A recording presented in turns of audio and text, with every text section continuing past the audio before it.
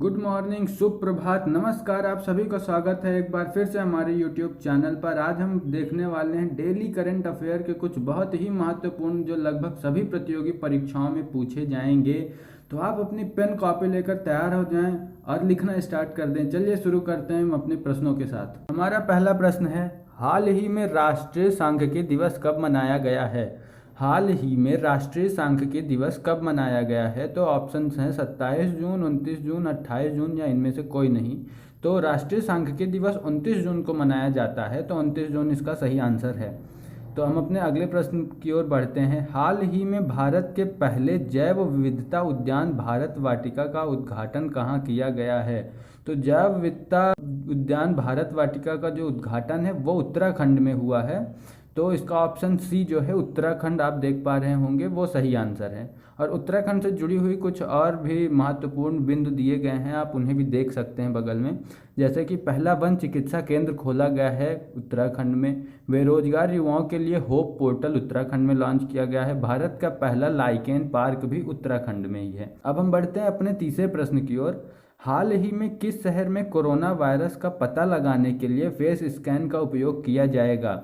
तो हाल ही में किस शहर में कोरोना वायरस का पता लगाने के लिए फेस स्कैन किया जाएगा? यानी कि अब फेस स्कैन करके भी हम पता लगा सकते हैं कि ये इंसान कोरोना से पॉजिटिव है या नहीं है।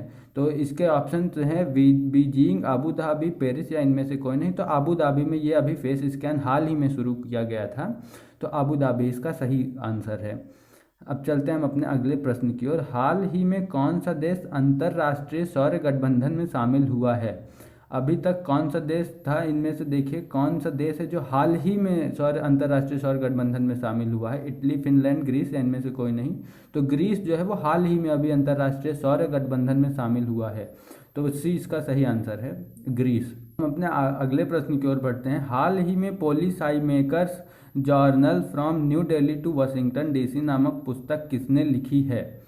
तो इसके ऑप्शन हैं अमित मिश्रा, कौशिक बसु, मिनेश शाह, इनमें से कोई नहीं।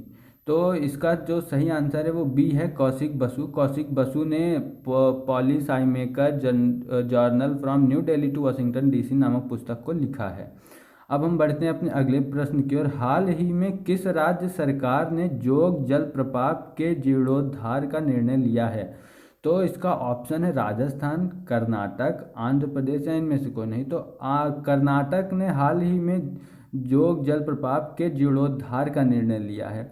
अब देखिए कर्नाटक से जुड़े हुए कुछ और भी महत्वपूर्ण बिंदु दिए गए हैं, आप इन्हें भी पढ़ लें।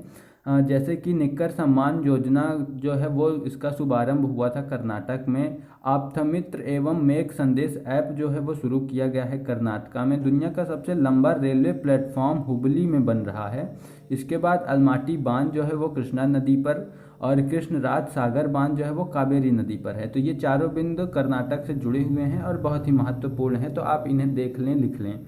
अब हम बढ़ते हैं अपने अगले प्रश्न की ओर। हाल ही में किस देश के विराचे नेशनल पार्क गंभीर रूप से लुप्त प्राय भौंकने वाले हिरन को देखा गया है? यानी कि जो विराचे नेशनल पार्क गंभीर रूप से लुप्त प्राय भौंकने वाले हिरन को देखा गया है। तो भैया इसका ऑप्शन देखिए, ब्राज़ील, वियतनाम, कंबोडिया या फिर इनमें से कोई नहीं। तो कंबोडिया इसका सही आंसर है। कंबोडिया में भी भौंकने वाले हिरन को देखा गया है। हम बढ़ते हैं अपने अगले प्रश्न की ओर। हाल ही में सीबीआई के नए विशेष निदेशक कौन बने हैं? तो सीबीआई के नए विशेष निदेशक प्रवीण सिन्हा को बनाया गया है। तो ये सीधा सीधा आप याद कर लीजिए, ये बहुत ही महत्वपूर्ण प्रश्न है। आपसे लगभग सभी आने वाले जितने भी प्रतियोगी परीक्षाएं हैं उनमें ये पूछे जा सकते हैं, क्योंकि ये सच में बहुत इंपॉर्टेंट प्रश्न है। आप इस पर टिक कर लीजिए, आप इन्हें अलग से लिख लीजिए मोस्ट इंपॉर्टेंट करके। अब हम बढ़ते हैं अपना प्रश्न की ओर। हाल ही में कौन सी कंपनी नया स्वच्छ ऊर्जा कारोबार बनाने के लिए अगले 3 सालों में 75,000 करोड़ रुपए का निवेश करेगी? 75,000 करोड़ रुपए का निवेश करेगी। टाटा, रिलायंस, महिंद्रा, इनमें से कोई नहीं। तो भैया जो रिलायंस इस बार स्वच्छ ऊर्जा कारोबार बनाने के लिए 75,000 करोड़ रुपयों का निवेश करेगी। ये क्वेश्चन आप याद कर लें। इसके बाद हम बढ़ते हैं अपने आखिरी प्रश्न की ओर। हाल ही में किस कंपनी ने जेरेमी केसर को भारत के लिए शिकायत अधिकारी नियुक्त किया है?